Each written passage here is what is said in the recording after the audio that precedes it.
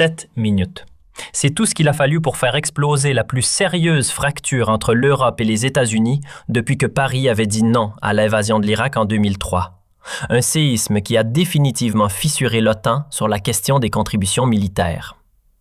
Donald Trump venait de livrer une diatribe incendiaire contre les Européens, qualifiés de passagers clandestins du parapluie américain. Son regard glaçant s'était posé sur Sébastien Lecornu, l'assimilant clairement à ses dirigeants qu'il méprise. Trop docile, trop faible. Il savourait déjà sa démonstration publique, persuadé d'avoir publiquement humilié la France devant l'Assemblée réunie à Bruxelles. Mais soudain, le Premier ministre français s'est levé. Et ce qu'il a prononcé, d'un ton tranchant, a figé sur place tout le camp américain. Ce n'était pas une dispute sur des chiffres ou des pourcentages. C'était l'instant précis où, face au président des États-Unis, un jeune dirigeant français a tiré un trait définitif sur le vieux réflexe de soumission à l'autorité de Washington. 7 minutes. C'est tout ce qu'il a fallu pour faire exploser la plus sérieuse fracture entre l'Europe et les États-Unis depuis que Paris avait dit non à l'invasion de l'Irak en 2003. Un séisme qui a définitivement fissuré l'OTAN sur la question des contributions militaires. Donald Trump venait de livrer une diatribe incendiaire contre les Européens, qualifiés de passagers clandestins du parapluie américain. Son regard glaçant s'était posé sur Sébastien Lecornu, l'assimilant clairement à ses dirigeants qu'il méprise. Trop docile, trop faible. Il savourait déjà sa démonstration publique, persuadé d'avoir publiquement humilié la France devant l'Assemblée réunie à Bruxelles. Mais soudain, le Premier ministre français s'est levé. Et ce qu'il a prononcé, d'un ton tranchant, a figé sur place tout le camp américain. Ce n'était pas une dispute sur des chiffres ou des pourcentages. C'était l'instant précis où, face au président des États-Unis, un jeune dirigeant français a tiré un trait définitif sur le vieux réflexe de soumission à l'autorité de Washington. Pour prendre toute la mesure de l'explosion diplomatique qui allait secouer l'OTAN, il faut reculer de 3 mois, jusqu'au moment où Donald Trump, auréolé de sa victoire électorale, regagnait le bureau ovale en janvier dernier. Son retour? Une parade de fanfare, mais avec un avertissement comme tambour de guerre. L'Europe allait devoir payer sa sécurité ou dire adieu aux troupes américaines. Cette rengaine n'était pas nouvelle chez lui, mais cette fois, l'homme au bronzage orange était prêt à passer des menaces aux actes. Depuis un bureau ovale redécoré façon Versailles version Casino de Las Vegas, Trump réunissait son nouveau ministre de la Défense, le général Mike Waltz, ancien béret vert reconverti en cerveau de guerre républicain, pour redessiner la carte de l'Atlantique. Le plan? Simple comme un coup de masse. Transformer l'OTAN en société de sécurité privée où chaque membre paierait son abonnement au parapluie américain. Et les mots du président ne laissaient place à aucun doute. Ces Européens squattent notre bouclier nucléaire depuis 3/4 de siècle sans jamais sortir le portefeuille, lança-t-il à ses conseillers du Conseil de sécurité nationale. La France, avec ses 2,1% du PIB consacré à la défense, se faisait railler. C'est une blague qui passe à 5%, sinon on plie bagage. Cette obsession de Trump pour les chiffres en pourcentage masquait volontairement une vérité moins vendeuse sur Twitter. Non. Les Américains ne campaient pas en Europe par générosité chevaleresque. Ils y restaient parce que c'était stratégique, rentable, vital. La base de Ramstein en Allemagne? Ce n'était pas un simple parking à avions, mais le cœur logistique de toutes les opérations militaires américaines du Moyen-Orient à l'Afrique. La perdre, c'était quadrupler les coûts, ralentir les réponses militaires, bref, s'amputer d'un bras entier. Le Pentagone lui-même l'admettait en coulisses. Grâce à Ramstein, l'Amérique économisait 23 milliards de dollars par an. Un sacré cadeau de l'Europe, non? Il y avait un détail, pourtant central, que la comptabilité à la Trump omettait systématiquement. L'or numérique et stratégique que l'Amérique siphonnait chaque jour depuis le sol européen. Grâce à ces gigantesques oreilles électroniques plantées en Allemagne et au Royaume-Uni, la NSA interceptait par millions des communications russes, chinoises ou moyen-orientales. Un festin quotidien de données que même la Silicon Valley aurait envié. Et à Francfort, les cerveaux de la CIA digéraient pas moins de 78% du renseignement américain sur le terrorisme mondial. Ces capacités de surveillance n'auraient jamais pu être recréées depuis les États-Unis, à cause des contraintes physiques, des distances et des câbles qui ne mentent pas. Mais ce n'était pas tout. L'Europe, en plus de servir de plateforme d'espionnage XXL, était aussi un fabuleux client. Sous le prétexte de rester compatible avec l'armée américaine, les membres de l'OTAN signaient à tour de bras des chèques pour du matériel Made in USA. Des F-35 flambant neufs, des missiles patriotes, des systèmes de com ultra sécurisés et des drones de dernière génération. Le résultat? Une pluie de dollars. Entre 2015 et 2024, le marché européen avait injecté 267 milliards dans les poches de Lockheed Martin, Boeing, Raytheon et Northrop Grumman. La défense européenne, pour Trump, c'était un guichet automatique. Mais voilà, certains à Washington tentaient encore de remettre les pendules à l'heure. Comme Lloyd Austin, ancien chef du Pentagone, qui osait rappeler une vérité élémentaire. La présence militaire US en Europe n'est pas un acte de bonté, mais un placement hyper rentable en influence, en renseignement et en industrie. Partir, ce serait économiquement suicidaire. Sauf que ce genre d'argument nuancé avait aussi peu d'effet sur Trump qu'un fact-check sur un tweet complotiste. Dans son monde, soit l'Amérique encaisse un profit net, soit elle se fait avoir. Pas de zone grise, pas de subtilité. Et donc, fidèle à cette logique de comptable new-yorkais, il confia à son fidèle Scott Bessent, fraîchement nommé secrétaire au Trésor, la mission de calculer jusqu'au dernier centime ce que la sécurité Made in USA coûtait à l'Europe. Avec, bien sûr, une belle facture à brandir au prochain sommet de l'OTAN. Le message était clair. Service rendu égale note salée. En avril 2025, le Trésor américain a sorti de ses tiroirs un rapport classé top secret au nom pompeux NATO Defense Subsidy Assessment. À l'intérieur, une addition vertigineuse, 437 milliards de dollars, soit disant le prix total de la présence militaire US en Europe. Mais attention, on n'est pas dans un bilan classique. C'est une symphonie de chiffres gonflés aux stéroïdes fiscales. Les experts comptables de Washington ont repoussé les limites de l'imagination budgétaire. Chaque coût, réel ou inventé, a été méthodiquement empilé. Le moindre boulon d'un char stationné à Berlin depuis la guerre froide, les projets de R&D d'armes testés en Europe depuis les années 40, les soldes des GI déployés hier, aujourd'hui et demain, retraite comprise. Mais ce n'était qu'un échauffement. Le clou du spectacle, une ligne budgétaire sortie tout droit d'un roman d'anticipation. Le manque à gagner théorique du capital non investi. En clair, les économistes trumpistes ont calculé combien l'argent englouti en Europe aurait pu rapporter s'il avait été placé à Wall Street ou injecté dans des startups californiennes. Résultat, une facture cosmique, surréaliste, qui transformait la présence américaine en Europe non pas en choix stratégique, mais en gouffre financier volontaire. De l'art comptable façon Broadway. Et voilà comment, à force de gymnastique comptable façon cirque de Las Vegas, les experts du Trésor trumpiste parvinrent à gonfler l'ardoise européenne à la somme surréaliste de 1340 milliards de dollars. Lors de la présentation solennelle de ce rapport scientifique devant le cabinet présidentiel, Scott Bessent, le grand argentier de l'ère Trump, afficha fièrement les montants. La France devrait nous 100 milliards, l'Allemagne 312, l'Italie, tenez-vous bien, 924 milliards. Et même l'Espagne n'échapperait pas à une facture de 9 milliards. Selon lui, ces sommes monstrueuses représentaient la dette sacrée que l'Europe ingrate devait au bon vieux contribuable américain, celui qui se lève tôt pour financer la liberté du vieux continent. Mais derrière cette farce budgétaire se cachait une énorme supercherie intellectuelle. Prétendre que la présence militaire américaine en Europe était un acte de charité sans aucun retour sur investissement stratégique, économique ou diplomatique. Un non-sens pur. Car, en réalité, cette présence offrait à Washington une mainmise totale sur les choix militaires européens, un levier pour façonner l'ordre mondial à sa guise et une carte maîtresse pour asseoir sa position de superpuissance incontestée. Mais tout ça, Trump s'en fichait royalement. Dans son monde binaire, où tout se réduit à payer ou être volé, cette pseudo-dette devenait une arme parfaite. Plus besoin de négociations entre alliés, place à l'intimidation de créanciers à débiteurs. Et dans cette croisade de recouvrement version OTAN, la cible numéro 1 était toute trouvée, la France. Nation rebelle, fière de son indépendance stratégique depuis les années de Gaulle.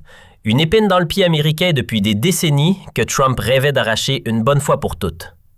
Pendant que certains pays européens misent encore sur le parapluie américain, la France, elle, garde dans sa manche un joker nucléaire bien à elle. 20 ogives actives, une dissuasion totalement indépendante.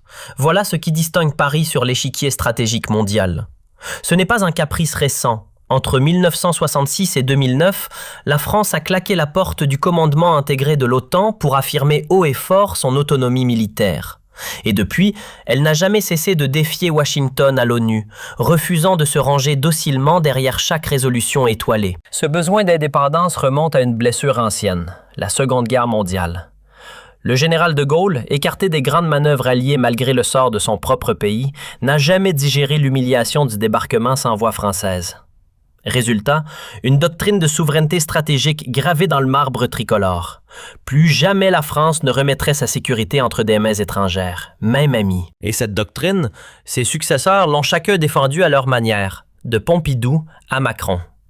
Même Sarkozy, pourtant atlantiste, n'a consenti au retour dans le commandement de l'OTAN qu'en échange de garanties béton. Les forces nucléaires françaises resteraient aux ordres de Paris et des généraux tricolores devaient obtenir des postes à responsabilité dans la structure militaire de l'Alliance. Cette posture constante d'orgueil gaulois, Trump ne la supporte pas. Pour lui, c'est carrément une insulte personnelle. Il la tourne même en dérision. Ils jouent les durs avec leurs pétards nucléaires minables, mais dès que Poutine hausse le ton, il rapplique en suppliant qu'on les protège. Avait-il hurlé à Tampa en Floride sous les vivas d'un public chauffé à blanc. Et de conclure, dans son style inimitable, qu'ils paient enfin pour le service de sécurité ou qu'ils affrontent les Russes seuls. On verra combien de jours ils tiendront. L'antipathie de Trump envers la France n'était déjà pas mince, mais l'arrivée surprise d'un certain Lecornu à Matignon en septembre a fait grimper la tension d'un cran. Ou plutôt d'une montagne. Car pour le président américain, ce jeune premier ministre de 39 ans, c'était le cauchemar version technocrate européen. Profil formaté à l'extrême, cerveau calibré à Bruxelles, fan de l'ONU, apôtre du multilatéralisme réglementé et surtout, quintilingue comme si c'était une compétition olympique. Bref, l'anti-Trump par excellence. Depuis janvier 2025, les rares appels entre les deux hommes avaient tourné au duel de mépris. Cordialité diplomatique en surface, mais uppercuts verbaux à peine masqués en coulisses. Trump le voyait comme un prototype d'élite parisienne imbuvable, trop raffiné, trop naïf face aux autocrates, et surtout incapable de faire peur à Poutine. De son côté, Lecornu ne se gênait pas pour considérer Trump comme une caricature ambulante de populisme brutal et d'incompétence géostratégique. Et le point de rupture? Un dîner discret à l'Élysée, entouré d'ambassadeurs européens.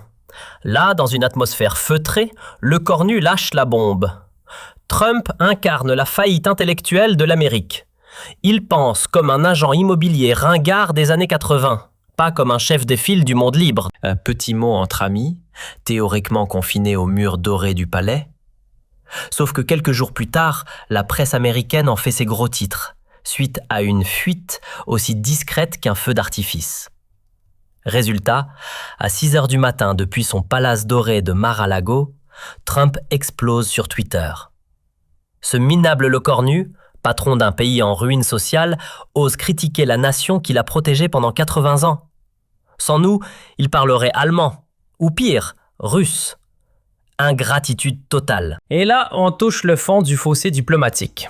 Quai d'Orsay et département d'État s'activent pour sauver ce qui peut l'être, mais rien à faire. L'inimitié personnelle entre les deux hommes est devenue toxique, sabordant chaque tentative de discussion sérieuse. C'est dans une atmosphère déjà saturée de tensions que s'est ouvert le 15 juillet 2025 à Bruxelles un sommet de l'OTAN à l'intitulé trompeur. Modernisation de la défense collective. Une façade polie pour masquer l'évidence. Washington allait frapper fort. Un ultimatum financier en embuscade, prêt à exploser au visage de l'Europe. Trump débarqua dans la capitale belge comme un PDG furieux arrivant à une réunion d'actionnaires. Briefé, en colère et décidé à faire plier la salle. Dans ses valises, une brochette de fidèles ultra-loyaux soigneusement sélectionnés, tous prêts à enfoncer le même clou.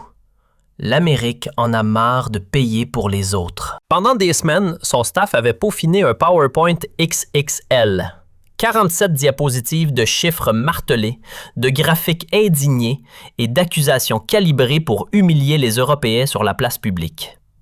Le message: l'oncle Sam fait tout, l'Europe encaisse et il est grand temps de remettre les compteurs à zéro. Sans discussion possible. La délégation américaine ressemblait à un casting de série géopolitique musclé. Mike Waltz, le secrétaire à la défense à la mâchoire carrée, ancien béret vert converti en croisé anti-Bruxelles. Marco Rubius, chef de la diplomatie et évangéliste fanatique de l'atlantisme à sens unique. Kash Patel, à la tête de la CIA, figure emblématique du Trumpisme version service secret. Et bien sûr, Scott Bessent, cerveau de la fameuse facture européenne et ministre du Trésor façon comptable vengeur. Un commando politico-financier prêt à transformer une réunion d'alliance en tribunal budgétaire. Dans la suite luxueuse du Stagenberget Grand Hôtel à Bruxelles, la veille du sommet, Trump, en mode général en campagne, lâcha devant ses fidèles: « Ces Européens ramollis vont enfin piger qu'on n'est pas une armée de babysitters gratuite. » Le ton était donné. Ultimatum en main, il posa ses conditions sans détour. Soit ils balancent 5% de leur PIB dans la machine militaire dès maintenant, soit on remballe nos soldats et notre parapluie nucléaire. Et qu'on ne vienne pas me parler de compromis. Cette stratégie d'intimidation à ciel ouvert, typique du style Trump, reposait sur une équation aussi simpliste que périlleuse. Dans son scénario mental, les Européens formaient une bande d'enfants gâtés, désunis, sous-équipés, paralysés par la peur de Moscou. Bref, incapables de faire front commun. Alors forcément, pensait-il, il plierait comme d'habitude, sans faire d'histoire. Depuis 1945, c'était toujours la même rengaine. L'Amérique parle, l'Europe obéit. Trump, fidèle à sa lecture binaire de l'histoire, croyait dur comme fer que ses menaces théâtrales et son bluff nucléaire suffiraient à faire trembler les chancelleries européennes. Dans sa tête, aucune place pour l'hypothèse que le vieux continent puisse, un jour, dire non. Pour lui, l'idée même d'une Europe qui lui résisterait collectivement appartenait au domaine de la science-fiction. Dès l'aube du sommet, la Maison-Blanche jouait déjà ses cartes dans les coulisses. Petit déjeuner très privé, journalistes sélectionnés avec soin et un discours calibré pour frapper les esprits. Aujourd'hui, le président va remettre les pendules à l'heure pour ses chers Européens, annonça fièrement le porte-parole. Le ton, tranchant comme une lame. Fini l'époque où l'Europe profitait du système. Soit elle paye sa part, soit les États-Unis revoient sérieusement leur présence dans l'Alliance. Le message était clair, martelé à l'avance comme une bande-annonce hollywoodienne. Sur les plateaux de Fox News et les colonnes de Breitbart, les éditoriaux pleuvaient. Il était temps, scandait-il, que l'Europe règle enfin son addition. Et dans une Amérique qui, depuis le fiasco afghan, se repliait de plus en plus sur elle-même, cette rhétorique martiale séduisait. Les sondages affichaient un soutien massif au discours musclé de Trump. Mais ce que personne n'avait vu venir, c'était la riposte soigneusement ourdie par Lecornu. Loin des projecteurs, Matignon avait enclenché 6 semaines plus tôt une opération secrète baptisée « Vérité Atlantique ». Aux commandes, le général Pierre Chill, stratège en chef du président, qui avait réuni une cellule d'élite d'analystes chevronnés en géopolitique, défense et histoire de l'OTAN. Leur mission n'était pas de réagir, mais d'anticiper et de désosser point par point l'argumentaire trumpiste. Leur arme? Un dossier aussi précis qu'implacable, taillé comme un scalpel dans la chair du narratif américain. Leur démonstration méthodique prouvait sans équivoque que la fameuse dette européenne était une illusion construite sur l'oubli volontaire de tous les profits gigantesques que les États-Unis tiraient de leur présence militaire sur le vieux continent, en influence, en armement, en espionnage et en pouvoir. Derrière les discours tonitruants de Washington, la réalité géopolitique était bien plus favorable à l'Amérique qu'elle ne voulait l'admettre. Ramstein, ce n'est pas juste un nom sur une carte ou une base perdue au fin fond d'Allemagne. C'est le cœur logistique de l'armée américaine hors sol américain. Chaque jour, ce mastodonte, ainsi que d'autres bases permanentes réparties à travers l'Europe, sert de tremplin pour les opérations militaires de Washington au Moyen-Orient, en Afrique et jusqu'en Asie centrale. Supprimer ces installations, et l'oncle Sam serait contraint de tout lancer depuis la côte est des États-Unis, avec à la clé une multiplication par 4 des coûts de transport et une chute vertigineuse des temps de réponse. Adieu la réactivité éclair tant vantée par le Patagone. D'ailleurs, ce même Patagone, dans des notes classifiées que les services français ont mises la main dessus, discrètement évidemment, chiffrait les économies générées à 34 milliards de dollars par an. Faites le calcul sur 75 ans et on arrive à 550 milliards de dollars d'économies nettes pour le contribuable américain. Pas mal pour un soi-disant sacrifice en faveur de l'Europe, non? Mais ce n'est pas tout. Ce que Trump oublie, ou fait mine d'ignorer, ce sont les antennes d'espionnage XXL implantées en Europe. Les stations d'écoute de la NSA, véritables aspirateurs à données disséminés en Allemagne, au Royaume-Uni et en Italie. Ces installations captent chaque jour des torrents d'informations. Appels, emails, signaux venant de Russie, de Chine, d'Iran, du Moyen-Orient. À cela s'ajoutent les centres d'analyse ultra-performants de la CIA à Francfort, Londres et Munich, où sont traités près de 80% du renseignement américain sur le terrorisme, la drogue et la prolifération nucléaire. Reproduire tout cela depuis le sol américain? Mission impossible. Les satellites ne suffiraient pas. Les distances brouilleraient les signaux et les coûts exploseraient. Bref, sans l'Europe, le système nerveux de l'appareil sécuritaire américain tomberait en panne. Le vieux continent, en réalité, est le balcon idéal d'où Washington observe et surveille la moitié orientale du monde. Monsieur le Premier ministre, lança calmement le général Chill lors de la dernière réunion stratégique à Matignon, un brin de malice dans la voix. Les Américains nous ont remis une addition de 1237 milliards de dollars pour 75 ans de présence militaire sur notre sol.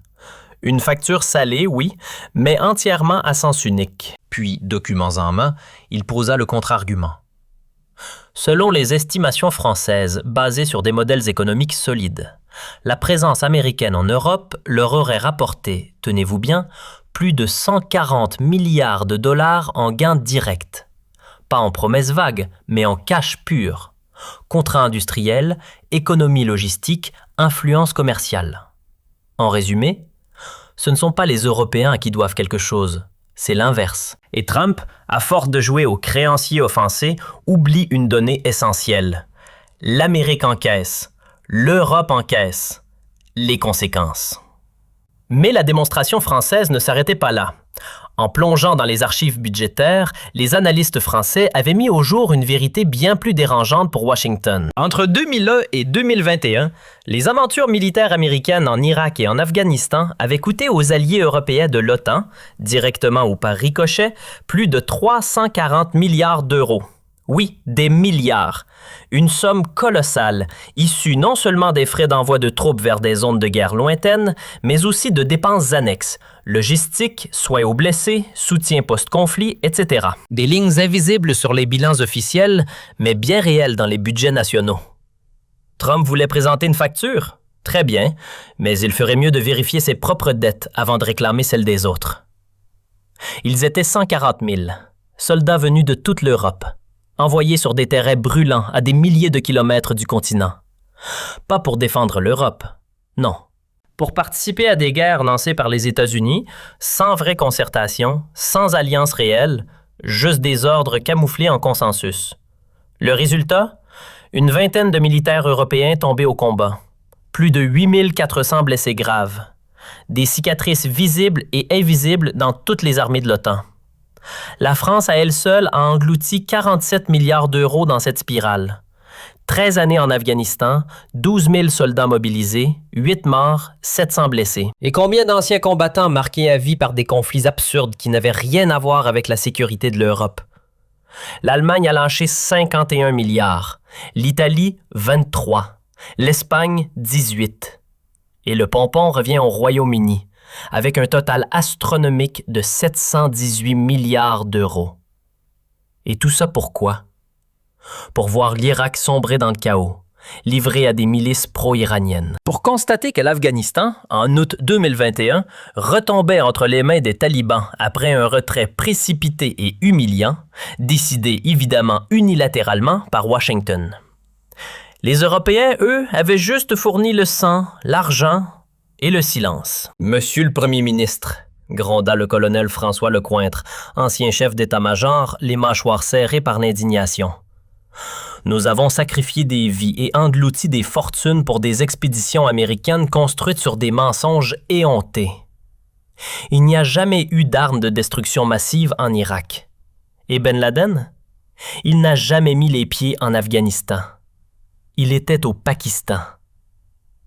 Ces guerres, conclut-il, furent des désastres stratégiques, moraux et humains. Et les Européens, malgré tout, ont payé l'addition, sans jamais en voir les dividendes.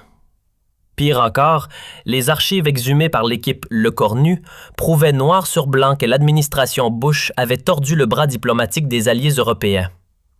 Intimidation économique, chantage commercial, pression directe. Si les Européens ont suivi, ce n'était pas par adhésion stratégique.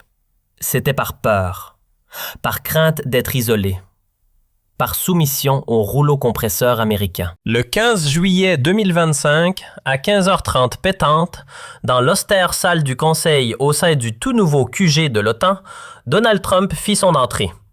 Costume bleu nuit impeccable, cravate rouge bien trop longue, un combo devenu signature, il s'installa avec ce mélange d'aplomb théâtral et d'arrogance revendiquée qui faisait désormais partie intégrante de sa marque. L'image, celle du justicier milliardaire venu réveiller une Europe endormie sous son bouclier nucléaire. D'un ton sans fioriture, il lança « Mesdames, Messieurs les dirigeants, je suis ici pour prononcer une vérité que mes prédécesseurs ont toujours fui. L'OTAN est un marché truqué. L'Amérique aligne les chèques pendant que l'Europe encaisse les dividendes. » Le ton était donné. À peine entré, déjà la gifle. Ce discours avait tout du style Made in Trump. Des chiffres balancés à la louche, des comparaisons plus que douteuses, une pincée de nationalisme économique et, bien sûr, une série de menaces enrobées d'un faux calme diplomatique. Les États-Unis déboursent 60 milliards chaque année pour protéger ce continent. La France, 64 milliards. L'Allemagne, 63. Faites les comptes, on paie plus que les 30 autres réunis. C'est une blague. Et ça ne peut plus durer. Derrière le show, c'était un ultimatum en bonne et due forme. Mais le message était simple. Fini les cadeaux. L'Amérique voulait des remboursements, ou elle pliait bagage. Trump avançait ses chiffres comme des coups de massue, mais oubliait soigneusement un petit détail. Les États-Unis ont une économie 7 fois plus grande que celle de la France, 5 fois celle de l'Allemagne. Autrement dit, comparer les budgets de défense en dollars bruts revenait à comparer des pommes avec des gratte-ciel. Mais peu importe, les nuances, c'était pas vraiment le genre de la maison. Alors il continua, implacable. Nous avons 100 000 soldats qui veillent sur des pays qui préfèrent dépenser pour leurs congés parentaux que pour leurs chars d'assaut. Pendant ce temps, c'est le brave contribuable américain qui finance leur petit paradis socialiste. Eh bien non, ça suffit maintenant. La tirade était un remix bien rodé du vieux refrain populiste. Les Européens vivent à crédit sur le dos de l'Amérique. Oubliant au passage que les programmes sociaux généreux qu'ils critiquent à l'envi permettent aux citoyens européens de se soigner, d'étudier, de vivre dignement, bref, des choses qui font encore défaut à des millions d'Américains. Et puis le ton se durcit encore. Les règles sont claires, lâcha-t-il d'un ton sec. L'OTAN exige 2% du PIB pour la défense, mais certains n'ont toujours pas fait leur part. Alors nous, on ne demande plus, on exige 5%. Il tourna lentement la tête vers la délégation française. La France est à 2,1%. Une blague. Qu'ils atteignent 5% sans délai, sinon on commence à plier bagage. Demander à l'Europe de tripler son budget militaire en pleine crise économique relevait de l'absurde stratégique. Mais pour Trump, c'était un deal à prendre ou à laisser. Et il conclut, glaçant l'air de la salle, « L'Amérique n'a pas vocation à jouer les gardes du corps gratuits. Soit vous payez votre protection, soit vous affrontez Poutine seul. C'est votre problème. On ne négociera pas. » Ce fut un silence pesant, suivi d'applaudissements tièdes, et uniquement du côté américain. Dans le reste de l'Assemblée, l'ambiance était au choc, et tous les regards se tournèrent vers le cornu, qui, sans un mot de trop, leva calmement la main pour demander la parole. C'est dans un silence pesant que le premier ministre français s'est levé. Le regard droit, le pas mesuré, il s'approche lentement du pupitre. Aucun geste superflu, mais une posture qui dit tout. La République parle.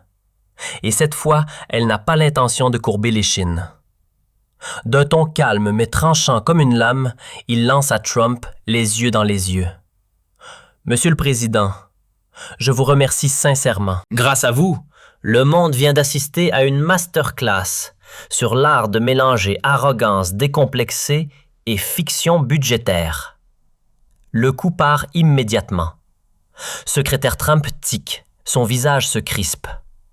Il ne s'attendait pas à ce genre de retour de flamme, surtout pas de la part d'un Français. Mais le Premier ministre n'en a pas fini. Il ouvre calmement une chemise bourrée de documents. « Vous évoquez un soi-disant déséquilibre de charge ? Très bien. Alors, permettez que je vous rafraîchisse un peu la mémoire, avec des faits, pas des slogans. » Et la riposte s'abat. 2003, l'Irak. Une guerre déclenchée par les États-Unis sur un mensonge monumental, des armes de destruction massive, qui n'ont jamais existé. Coût pour l'Europe, 7 milliards d'euros, et surtout 767 soldats tombés. Pour quels intérêts, M. Trump? Un frisson parcourt la salle. C'est le genre de vérité qu'on étouffe sous les tapis diplomatiques. Mais aujourd'hui, Matignon les déballe au grand jour, et ce n'est que le début. Afghanistan, 2001 à 2021. Les États-Unis invoquent l'article 5. L'Europe suit. Résultat, 140 000 soldats européens mobilisés, 13 milliards d'euros engagés. Et au final, une fuite précipitée décidée dans votre coin sans même prévenir vos alliés. Chaque phrase est une frappe chirurgicale. Le discours trumpiste est démonté pièce par pièce et dans la salle, les visages se figent. L'OTAN vient de se faire secouer comme jamais. Alors que Trump tenta une interruption, le premier ministre français, sans même hausser la voix, lui coupa la parole nette. « Non, monsieur Trump, vous avez eu votre scène. Maintenant, c'est à mon tour. Et vous allez écouter. » Le ton était posé, mais la tension dans la salle était palpable. Il poursuivit implacable. Vous nous reprochez de vivre sous votre parapluie nucléaire, vraiment? Parlons alors chiffres. Vos bases militaires en Europe, loin d'être un acte de charité, injectent 34 milliards de dollars par an dans votre propre économie. Salaires injectés localement, contrats logistiques, sans parler de l'effet de levier stratégique. Rammstein, ce n'est pas un cadeau pour nous, c'est votre tremplin vers le Moyen-Orient. Et sans elle, vos opérations là-bas vous coûteraient 40% de plus. Silence dans la salle. L'argument massu de Trump vacille sous les chiffres froids. On sent des regards interloqués entre délégués. La mécanique du discours américain vient de prendre une sacrée claque. Mais le chef du gouvernement ne s'arrête pas en si bon chemin. Il enchaîne, d'un ton plus dur encore. Venons-en à votre arithmétique, très créative. Vous balancez 187 milliards. Très bien. Mais vos économistes oublient curieusement un petit détail.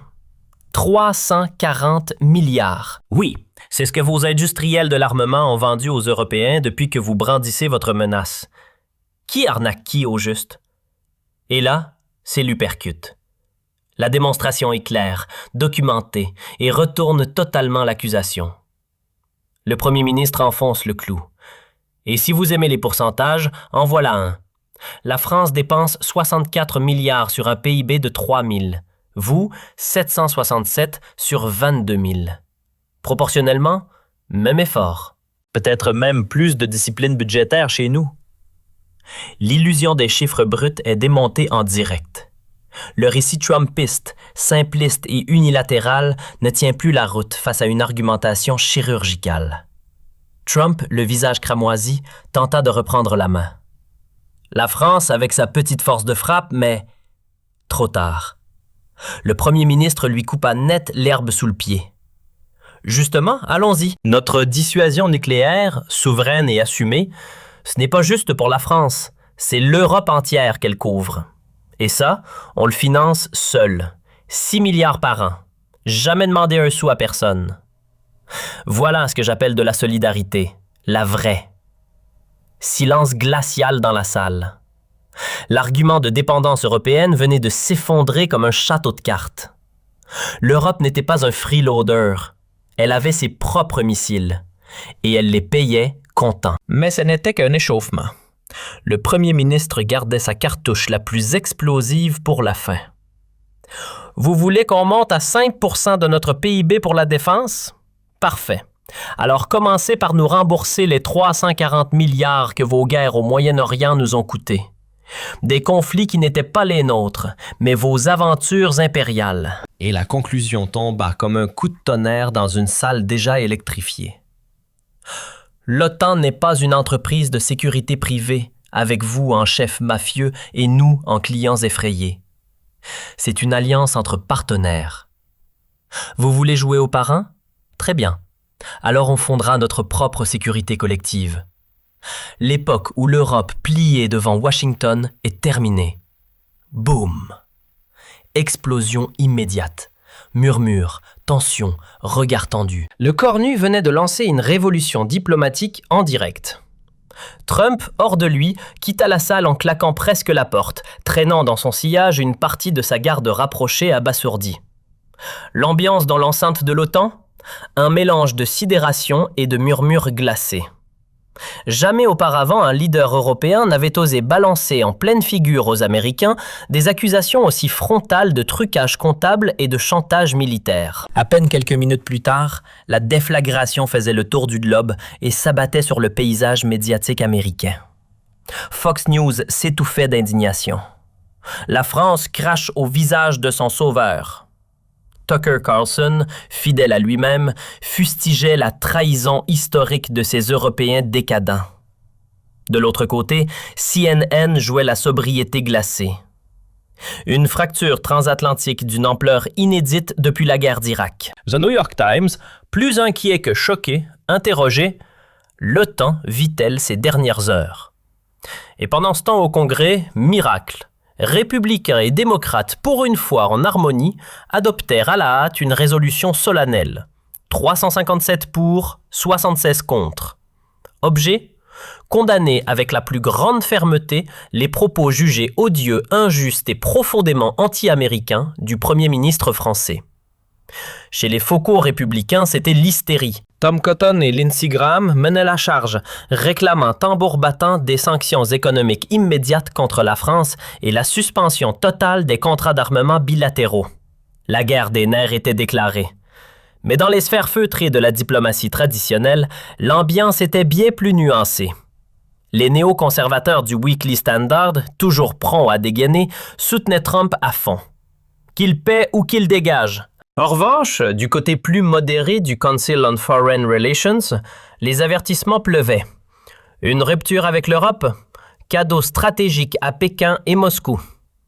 Même Richard Haas, ancien patron du CFR, finissait par lâcher le morceau. Le Cornu a, sur plusieurs points, tout simplement raison. La comptabilité américaine de l'OTAN est biaisée depuis le départ. Dans les campus aussi, la gifle du français faisait des vagues. À Harvard, le professeur Stephen Walt saluait l'audace. Enfin, quelqu'un ose dire tout haut ce que nombre d'analystes pensent tout bas sur l'hypocrisie de notre discours atlantiste. À Washington, dans les salons feutrés de Georgetown, Robert Gates, l'ex-patron du Pentagone, finit par lâcher ce que beaucoup pensaient tout bas.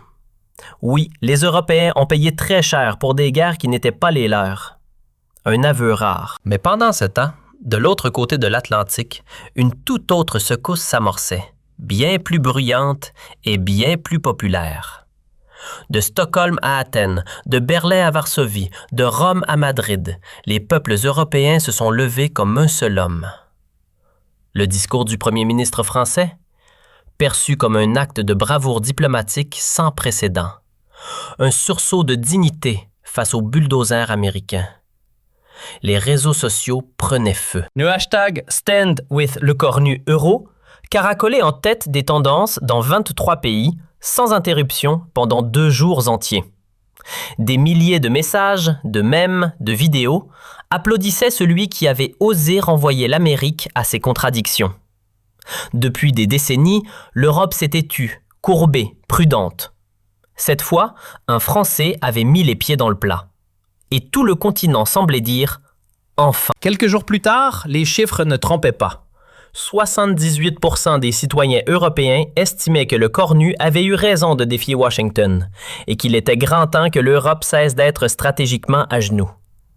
Même les dirigeants les plus américanophiles, d'ordinaire sourds à ce genre de discours, commençaient à tiquer. Olaf Scholz, connu pour son extrême prudence dès qu'il s'agissait de Washington, déclara que le Français avait mis le doigt sur des déséquilibres qu'il fallait repenser. Giorgia Meloni, pourtant proche idéologiquement de Trump, admit du bout des lèvres que certains propos méritaient une vraie discussion.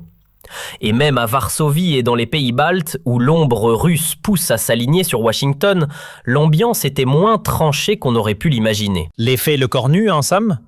Un séisme politique transcontinental. Même à Varsovie, fief traditionnel de l'alignement pro-américain, le ton se faisait plus audacieux. Oui, nous avons besoin du bouclier américain face à la menace russe, admettait sans détour le président polonais. Mais cela ne veut pas dire que nous devons nous plier à chaque caprice venu de Washington comme des serfs médiévaux. 6 mois après ce clash historique au sommet de l'OTAN, la carte stratégique européenne avait radicalement changé. Si les relations entre Paris et Washington étaient désormais glaciales, ce refroidissement avait produit un effet secondaire inattendu et salutaire. L'Europe s'émancipait enfin. Berlin, Paris, Rome et Madrid lançaient un méga-projet d'armement commun de 240 milliards d'euros, tournant le dos progressivement à la dépendance technologique américaine. Mais au-delà des chiffres, une vérité devenait évidente.